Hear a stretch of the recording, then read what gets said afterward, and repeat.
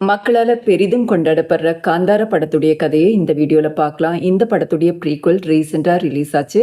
2022ல release ஆன part 1 தான் இந்த வீடியோல நம்ம பார்க்க போறோம். 19ஆம் நூற்றாண்டுல கர்நாடகாவுல கடலோர பகுதியை ஆட்சி செய்த ஒரு மன்னரை காட்டுறாங்க. அவருக்கு மனைவி, குழந்தை, ஆட்சின்னு எல்லா செல்வம் இருந்த போதும் மன நிம்மதி மட்டும் இருக்க மாட்டேங்குது. மன நிம்மதியை தேடி கோயில் கோயிலா ஏறி இறங்குறாரு. எல்லா பூஜையும் பண்றாரு. ஆனா எந்த பிரயோஜனமும் இல்ல. அதனால ஒரு சாமியாரை போய் மீட் பண்றாரு. அந்த சாமியார் மன நிம்மதி வேணும்னா அதை தேடி நீ தான் போகணும், அதுவும் தனிமையில போகணும்னு சொல்ல ராஜா தன்னுடைய ஆட்சி, குடும்பம் எல்லாத்தையும் விட்டு மன நிம்மதியை தேடி போறாரு. ஊர் ஊரா போறாரு. கோயில் கோயிலா ஏறி இறங்குறாரு. ஆனா எந்த பிரயோஜனமும் இல்ல. ஒரு கட்டத்துல துவண்டு போயிடுவாரு. ஒரு நாள் அவர் ஒரு காட்டுப்பகுதி வழியா போகிறாரு. அப்ப அவருக்கு ஒரு சிலங்க சத்தம் கேக்குது. அந்த சத்தம் கேட்டதுமே அவர் தேடிட்டு இருந்த மன நிம்மதி அவருக்கு கிடைச்ச மாதிரி ஃபீல் பண்றாரு.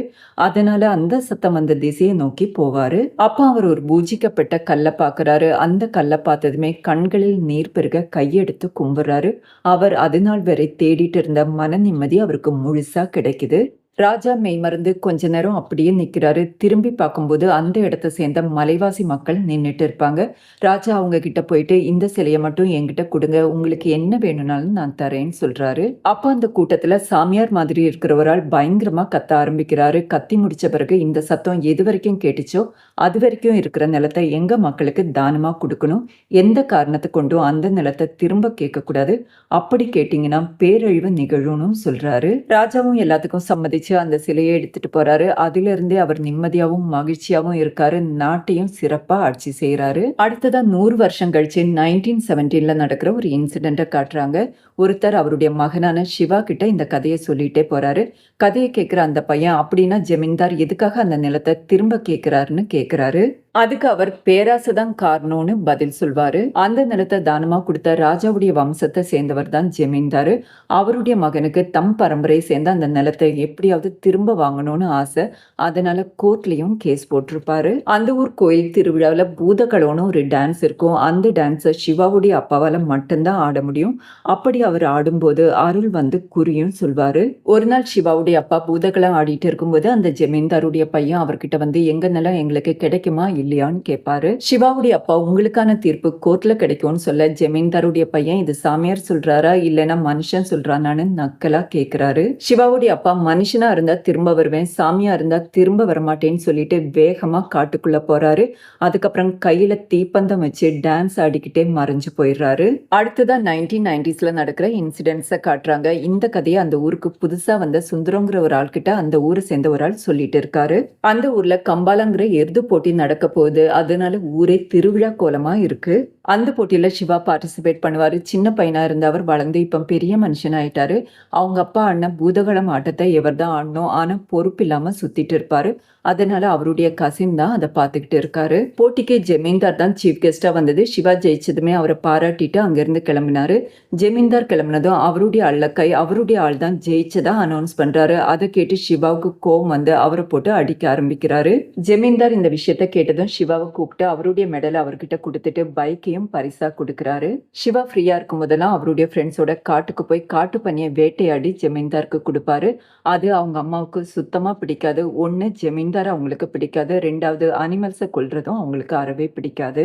சிவாவுடைய அம்மாவும் அவர் வேட்டைக்கு போகாதேன்னு எவ்வளவோ தடுத்து பார்ப்பாங்க. ஆனா அவர் அது கேட்கறதாவே இல்லை. இப்படி இருக்கிற சமயத்துல தான் அந்த ஊருக்கு புதுசா ஒரு ஃபாரஸ்ட் ஆபீசர் வராரு. அவருடைய பேரு முரளி. முரளி வந்ததுமே அந்த ஊர்ல இருக்கிற நிலத்தை எல்லாம் அளக்க பாக்குறாரு. அப்படி அளந்துட்டு இருக்கும்போது அந்த ஊர் மக்கள் காட்டுல இருந்து விறகு எடுத்துட்டு வராங்க. அதை பாக்குற முரளி அவங்கள தடுத்துட்டு இதுவே கடைசியா இருக்கட்டும், இனிமே காட்டுக்கு போய் விறகுலாம் எடுக்க கூடாதுன்னு சொல்றாரு. அப்ப சிவாவும் ஃப்ரெண்ட்ஸும் வேட்டைக்கு போறதுக்காக அந்த பக்கமா வந்துட்டு இருப்பாங்க. இதை பார்த்துட்டு முரளி கிட்ட வந்துட்டு சார் காலங்காலமா நாங்க இதை பண்ணிட்டு இருக்கோம், இப்ப திடீர்னு வந்து பண்ணக்கூடாதுன்னு சொன்னா எப்படின்னு கேட்பாரு. உடனே ஊர் மக்களும் அங்கிருந்து கிளம்பி போயிடுவாங்க. முரளிக்கு சிவாவை பார்த்தாலே கோபமா வரும். அவர் சிவா காட்டுக்கு வேட்டையாட போகிறாருன்னு புரிஞ்சுக்கிறாரு. அதனால 2 போலீஸை ஃபாலோ பண்ணி போக சொல்றாரு. சிவா காட்டுக்குள்ள போனதும் செலங்க போட்ட ஒரு காட்டு பன்னியை பாக்குறாரு. அதை பார்த்து ஷூட் பண்ணும்போது அது மாயமா மறைஞ்சு போயிடுது. சிவாவுக்கு என்ன நடந்ததுன்னே ஒன்னும் புரியாது. அதுக்கப்புறம் இன்னொரு பன்னியை பாக்குறாரு. அதை ஷூட் பண்றாரு. சிவா திரும்ப வீட்டுக்கு வந்துட்டு இருக்கும்போதும் அந்த பன்னி திடீர்னு அவர் கண்ணெதிர்க்க வந்து திரும்ப மாயமா மறைஞ்சிடுது. அன்னைக்கு நைட்டு தூங்கிட்டு இருக்கும்போது அவர் சின்ன வயசா இருக்கும்போது பன்னி அவரை நோக்கி வர மாதிரி கனவு பாக்குறாரு. அவர் பயத்துல அலறிட்டு எழுந்திருக்க அவங்க அம்மா பையன் எதையோ பார்த்து பயந்துட்டான்னு சொல்லிட்டு விபூதி எல்லாம் வச்சு விடுறாங்க. மறுநாள் சிவாவுடைய அம்மாவுக்கு அவர் காட்டுல வேட்டையாட போனது தெரிஞ்சதும் பயங்கரமா போட்டு அடிக்கிறாங்க. சிவாவை ஃபாலோ பண்ணிட்டு போன போலீஸ் 2 பேரும் ஃபாரஸ்ட் ஆபீசரை வந்து பாக்குறாங்க. அவங்களுக்கு காட்டுல சாமிக்கு வைக்கிற மகுடம் மாதிரி ஒரு பொருள் கிடைச்சிருக்கும். அதை ஃபாரஸ்ட் ஆபீசர் கிட்ட கொடுப்பாங்க. முரளி ஸ்டேஷன்ல காட்டுல வேட்டையாடினதுக்காக 2 பேரை பிடிச்சு வச்சிருப்பாரு. சிவா அவர் வேட்டையாடின பண்ணிய ஜமீன்தார் கிட்ட கொடுக்கறாரு. ஜமீன்தார் சிவா கிட்ட அந்த ஃபாரஸ்ட் ஆபீசர் பிரச்சனை பண்றாரு. இந்த நிலத்துடைய டாக்குமெண்ட் எல்லாம் பக்காவா வச்சுக்கணும்னு சொல்றாரு. அதுக்கப்புறம் ஃபாரஸ்ட் ஆபீசர் ஜமீன்தாரை பார்க்க வராரு. ஜமீன்தார் பழைய ஆபீசர் மாதிரியே நீங்களும் கொஞ்சம் அட்ஜஸ்ட் பண்ணி போங்கன்னு சொல்வாரு. ஃபாரஸ்ட் ஆபீசர் எதுவா இருந்தாலும் பூதக்களம் நடக்க போகுது இல்லையா, அப்பம் பாத்துக்கலாம்னு சொல்லிட்டு அங்கிருந்து கிளம்பி போறாரு. ஃபாரஸ்ட் ஆபீசர் முரளியுடைய ஹையர் அபிஷியல் அவரை வந்து பார்த்து சீக்கிரம் அந்த ஊர் மக்களை அங்கிருந்து காலி பண்ணிட்டு அந்த இடத்த ரிசர்வ்டு ஏரியாவா அனௌன்ஸ் பண்ணணும், ஆனா அதை நீ சாஃப்டா தான் ஹேண்டில் பண்ணணும்னு சொல்றாரு. அந்த ஊர் திருவிழா ஆரம்பிக்குது. சிவாவுடைய லவரான லீலாவும் படிப்பை முடிச்சுட்டு ஊருக்கு திரும்ப வந்திருப்பாங்க. அவங்க கூட ஜாலியா திருவிழாவை கொண்டாடிட்டு இருப்பாரு. மக்கள் பட்டாசெல்லாம் வெடிச்சு திருவிழாவை சந்தோஷமா கொண்டாடிட்டு இருக்கும்போது முரளி அங்க வந்துட்டு பட்டாசெல்லாம் வெடிக்க கூடாதுன்னு சொல்றாரு. அதை கேட்டு சிவா கோபமாக 2 பேருக்கும் கை கலப்பு ஏற்படுது. மறுநாள் லீலா அவங்க அப்பாவோட சிவாவை பார்க்க வராங்க. அந்த ஊர்ல ரோந்து ஆபீசர் வேலை காலியா இருக்கும். அந்த வேலை லீலாவுக்கு வாங்கி கொடுக்க சொல்லி அவங்க அப்பா கேட்பாங்க. சிவாவும் ஜமீன்தார் கிட்ட பேசி அந்த வேலையை லீலாவுக்கு வாங்கி கொடுக்கறாங்க. 2 பேரும் சின்சியரா காதலிக்கிறாங்க. அந்த காதலை அவங்க குடும்பமும் ஏத்துப்பாங்க. முரளி எவ்வளவு சீக்கிரம் முடியுமோ அவ்வளவு சீக்கிரம் அந்த நிலத்தை அளந்து முடிச்சு ரிசர்வ்டு ஃபாரஸ்டா அனௌன்ஸ் பண்ணணுங்கிறதுல மும்முரமா இருக்காரு. அந்த வேலையும் ஆரம்பிக்கிறாரு. அந்த வேலையில லீலாவும் இன்வால்வ் ஆவாங்க. ஊர் மக்கள் எல்லாம் சொந்த ஊருக்கே துரோகம் செய்யான்னு லீலாவை திட்ட ஆரம்பிக்கிறாங்க. இதை தெரிஞ்சு சிவா அங்க வர ஊர் மக்களுக்கும் சிவாவுக்கும் இடையில சண்டை நடக்குது. மறுநாள் சிவா ஜமீன்தார் வீட்டுக்கு போய் அந்த நிலத்துடைய டாக்குமெண்ட்ஸ் எல்லாம் சரி பண்ற வேலையை பாக்குறாரு. ஒரு நாள் ஜமீன்தார் சிவாவையும் கூட்டிட்டு காட்டு பகுதிக்கு போறாரு. அங்கதான் அவருடைய செகண்ட் வைஃப் வீடு இருக்கும். ஜமீன்தார் வீட்டுக்குள்ள போக சிவா வெளியே நின்னுட்டு இருப்பாரு. அப்போ அவருடைய அப்பா சாமி உருவத்துல அவர் கண் முன்னாடி வராரு. அதை பார்த்துட்டு சிவா அலறி அடிச்சுட்டு ஓட ஜமீன்தாருக்கும் தலைகால் புரியாம ஓட ஆரம்பிக்கிறாரு. இது வரைக்கும் சிவாவுக்கு மட்டும் கேட்ட சிலங்க சத்தம் இப்ப ஜமீன்தாருக்கும் கேட்க ஆரம்பிக்குது. இந்த விஷயம் தெரிய வர சிவாவுடைய அம்மா திரும்பவும் அவரை திட்ட இதுக்கு மேல இந்த வீட்டுல இருக்க முடியாதுன்னு சொல்லிட்டு வீட்டை விட்டு வெளியே வராரு. சிவா முரளி அவருடைய வேலையை பண்ண விடாம பண்றதுக்காக மரத்தை வெட்டுறது, மிருகத்தை வேட்டையாடுறதுன்னு தொடர்ந்து பண்ணிட்டு இருக்காரு. இந்த விஷயம் முரளியுடைய ஹையர் அபிஷியலுக்கு தெரிய வர அவங்க முரளிக்கு நிறையவே பிரஷர் போடுறாங்க. ஒரு நாள் ஜமீன்தாருடைய அடியாள் ஒருத்தர் முரளியை வந்து பார்த்துட்டு எனக்கு ஒரு டெண்டர் வேணும், அதுக்கு நீங்க ஹெல்ப் பண்ணீங்கன்னா சிவா எங்க இருக்காருங்கிற விஷயத்த நான் உங்களுக்கு சொல்றேன்னு சொல்றாரு. முரளி அவரோட காட்டுக்குள்ள போறாரு. அப்பதான் சிவா ஒரு பெரிய மரத்தை வெட்டிட்டு இருப்பாரு. ஜீப் வரதை பார்த்துட்டு வெட்டுறத அப்படியே விட்டுட்டு போக பார்ப்பாரு. இருந்தாலும் ரம்பத்தை எடுக்கிறதுக்காக திரும்ப வருவாரு. அந்த ரம்பத்தை எடுக்கும்போது மரம் ஒடிஞ்சு கீழே விழுந்துடும். அது நேரா அந்த ஜீப்பு மேலதான் விழும். ஜீப்ல வந்தவங்களுக்கு என்னாச்சுன்னே தெரியல. சிவாவும் ஃப்ரெண்ட்ஸுங்களும் சேர்ந்து இந்த விஷயத்த ஜமீன்தார் கிட்ட சொல்றாங்க. ஜமீன்தார் கோவப்பட்டு இப்படிதான் பண்ணுவீங்களா, நான் சொல்ற வரைக்கும் தலைமறைவாவே இருங்கன்னு சொல்றாரு. சிவா காட்டுக்குள்ளதான் ஒளிஞ்சிட்டு இருப்பாரு. நைட்டு தீப்பந்தம் எடுத்துட்டு நடந்து போயிட்டு இருப்பாரு. திடீர்னு சலங்க சத்தம் கேட்கும். அந்த காட்டு பண்ணி அவர் கண்ணுக்கு தெரியும். இதுவும் கனவுதான். சிவாவுக்கு ஏன் இந்த கனவு அடிக்கடி அவருக்கு வருதுன்னு மட்டும் புரிய மாட்டேங்குது. சிவா ஊருக்குள்ள என்னதான் நடக்குதுன்னு தெரிஞ்சுக்கிறதுக்காக ஊர் பக்கம் போறாரு. ஆனா ஊருக்குள்ளேயே போக முடியாது. ஏன்னா ஊரை சுத்தி போலீஸ் இருக்கும். அதனால ஜமீன்தாருடைய லேண்ட்லைனுக்கு போன் பண்ணி 3 பேரும் உயிரோட இருக்கிற விஷயத்த தெரிஞ்சுக்கிறாரு. லீலா சிவாவுக்காக சாப்பாடு எடுத்துட்டு காட்டுக்கு வருவாங்க. ஆனா நிலத்தை அளக்குறதுக்கு லீலா ஹெல்ப் பண்ணதுனால சிவாவுக்கு நிலா மேல கோவமா இருக்கும். அதனால திட்டி அனுப்பி வச்சிடுவாரு.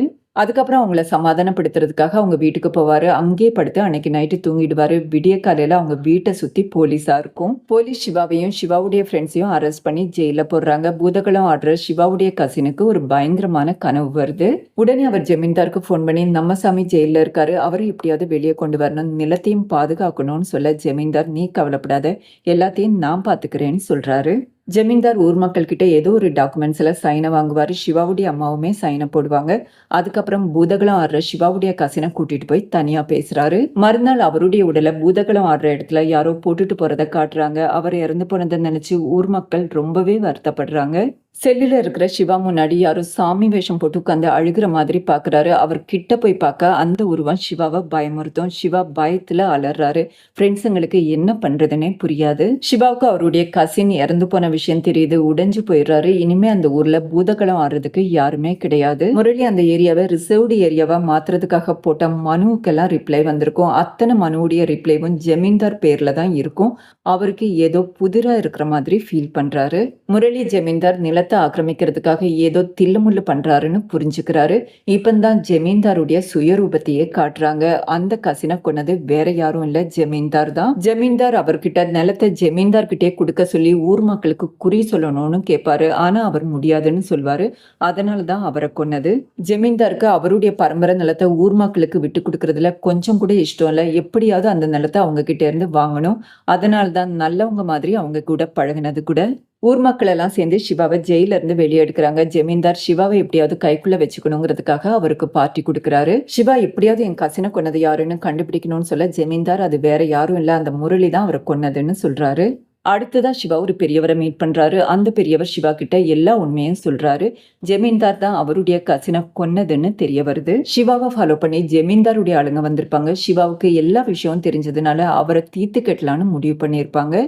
ஆனா சிவா அத்தனை பேரையும் அடிச்சு போட்டுட்டு ஜமீன்தார் வீட்டுக்கு போய் அவருக்கு சரி சமமா உட்காந்துட்டு உன்னால அந்த நிலத்தை எதுவும் பண்ண முடியாதுன்னு மிரட்டிட்டு போவாரு. அவர் திரும்ப வீட்டுக்கு நடந்து போயிட்டு இருக்கும்போது அவர் எப்பவும் பாக்குற உருவம் திரும்பவும் அவர் கண்ணுக்கு தெரியுது. பயந்து அப்படியே கீழே விழுவாரு. விழுந்த இடத்துல ஒரு தீப்பந்தம் இருக்கு. அந்த தீப்பந்தத்தை எடுத்து காட்டு பகுதியை நோக்கி நடந்து போறாரு. இந்த முறை அவர் கொஞ்சம் கூட பயப்பட மாட்டாரு.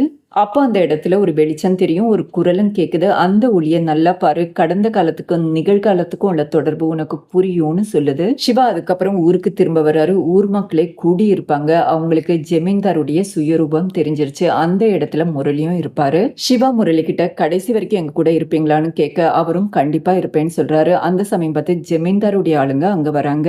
ஜமீன்தாருடைய ஆளுக்கும் போலீஸுங்களுக்கும் நடுவுல சண்டை நடக்குது. அப்போ சிவாவுடைய தலையில அடிபட்டுரும். அப்போ சிவா முன்னாடி ஒரு உருவம் வந்து நின்று கத்த சிவாவும் கத்த ஆரம்பிக்கிறாரு. ஊர் மக்கள் சிவாவுக்கு சாமி வந்துருச்சுன்னு புரிஞ்சுக்கிறாங்க. சிவாவும் பூதகளும் ஆடிக்கிட்டே அந்த ஜமீன்தாரை கொன்னிடுவாரு. இப்ப பல வருஷம் கழிச்சு சிவா அந்த ஊர்ல பூதகளும் ஆடுறத காட்டுறாங்க. சிவாவுடைய மனைவி பிரெக்னண்டா இருப்பாங்க. சிவா எல்லா பொறுப்பையும் முரளிக்கிட்ட ஒப்படைச்சிட்டு காட்டு பகுதிக்கு போறாரு. அங்க அவங்க அப்பாவுடைய உருவம் தெரியும். 2 பேரும் சேர்ந்து பூதகளும் ஆடுறாங்க.